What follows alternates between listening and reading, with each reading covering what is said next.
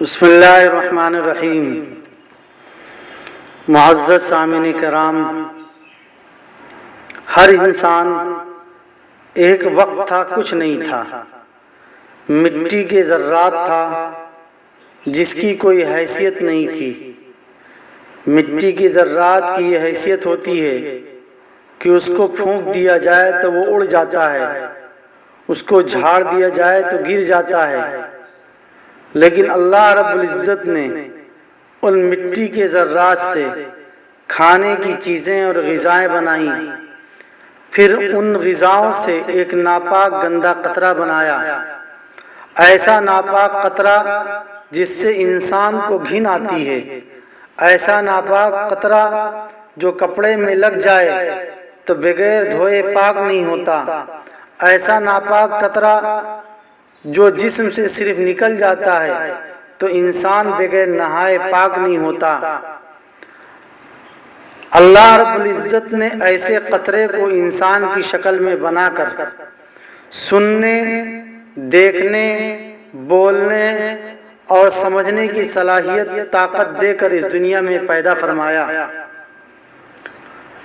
میرے عزیز ساتھیو، اگر اللہ رب العزت ہمیں یہ دو آنکھیں نہ دیتے تو ہم اندھے ہوتے، نہ کوئی کام ہم کر پاتے اور نہ ہی کوئی چیز ہم دیکھ پاتے۔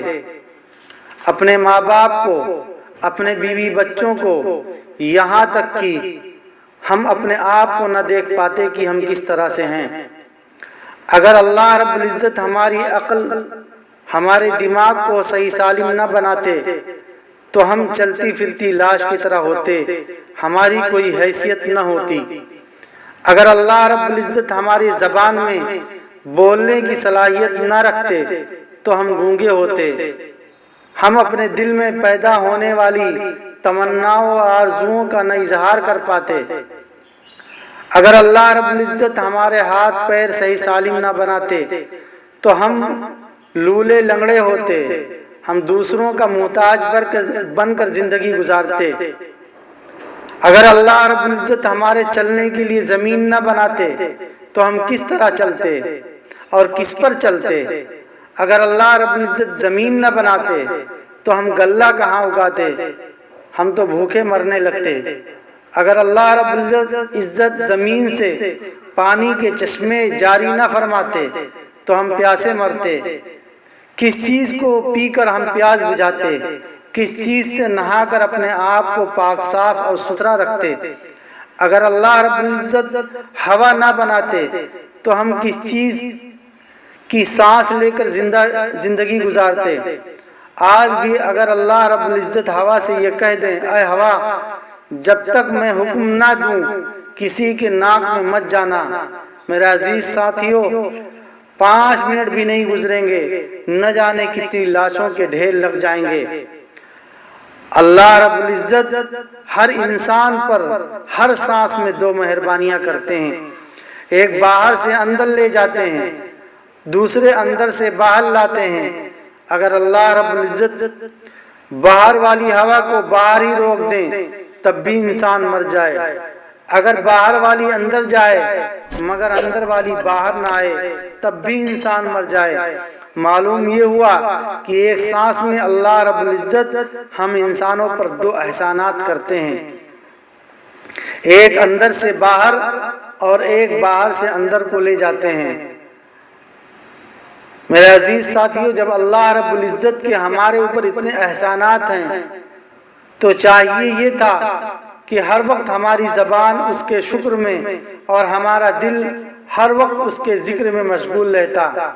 چاہیے تو یہ تھا کہ ان احسانات کے بدلے میں ہر وقت ہمارا سر اس پروردگار عالم کے سامنے سجدہ ریز رہتا، مگر قربان جاؤں اس پروردگار عالم پر کہ اس نے یہ شرط نہیں لگائی کہ جو شخص ہماری عبادت کرے گا، جو شخص نماز پڑھے گا، اسی کو میری یہ نعمتیں ملیں گی، اسی کو ہوا میں سانس لینے کا حق ملے گا، اسی کو زمین پر جینے کا حق ملے گا، بلکہ اللہ رب العزت نے یہ فرمایا، اے میرے بندو، 24 گھنٹوں میں سے 23 گھنٹے اپنے کاموں میں لگاؤ، صرف 1 گھنٹہ میری عبادت اور بندگی میں لگا دو تو کل قیامت کے دن نہ میں تم سے اپنی نعمتوں کا حساب لوں گا اور نہ ہی تمہیں کسی قسم کے عذاب میں مبتلا کروں گا۔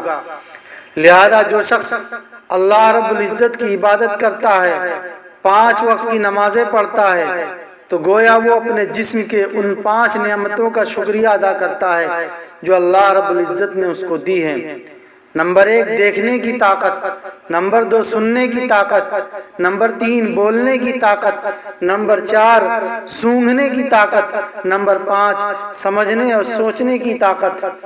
جو شخص 5 وقت کی نماز پابندی سے ادا کرتا ہے تو گویا وہ اپنے بدن کے 5 حالتوں کا شکریہ ادا کرتا ہے۔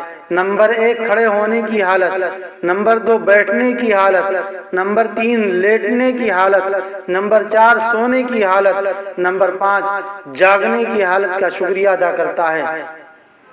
جو شخص 5 نمازوں کی پابندی کرتا ہے تو وہ اپنی ضرورت زندگی کی 5 نعمتوں کا شکریہ ادا کرتا ہے۔ کھانے پینے، کپڑے اور لباس، گھر اور مکان، بیوی اور بچے، سواری اور موٹر گاڑی، ان نعمتوں کا شکریہ ادا کرتا ہے۔ لہذا ایسا شخص جو اپنے مالک کو مالک مان کر، اپنے رب کو رب مان کر، اس کی دل سے تعظیم کرتے ہوئے 5 نمازوں کے وقت اس کے سامنے اپنا سر اور ماتھا ٹیک دیتا ہے تو اللہ رب العزت کو بھی ایسے شخص سے پیار آ جاتا ہے۔ اس کی رحمت اس بندے کو اپنے آغوش میں لے لیتی ہے۔ آسمان سے فرشتے اتر آتے ہیں اور اس کے ساتھ نماز میں مشغول ہو جاتے ہیں۔ جب وہ دعا کرتا ہے تو فرشتے اس کی دعا پر آمین کہتے ہیں۔ پھر جب وہ نہایت سکون و اطمینان کے ساتھ نماز سے فارغ ہو جاتا ہے تو اللہ رب العزت جنت کے ایک فرشتے کو حکم دیتے ہیں کہ جاؤ جنت کے ایک دریا میں غوطہ لگاؤ۔ میرے عزیز ساتھیو، جب وہ فرشتہ دریا سے غوطہ لگا کر نکلتا ہے تو اس کے پروں سے جتنے قطرے پانی کے ٹپکتے ہیں اتنی نیکیاں اس کے نامہ اعمال میں لکھ دی جاتی ہیں۔ اور ایک فرشتہ اتنا بڑا ہوتا ہے کہ زمین سے لے کر آسمان تک، تو آپ اندازہ کیجئے کہ صرف نماز پڑھنے والے کے نامہ اعمال میں کتنی نیکیاں لکھی جاتی ہوں گی۔ اللہ ربی والاسلام دینی ومحمد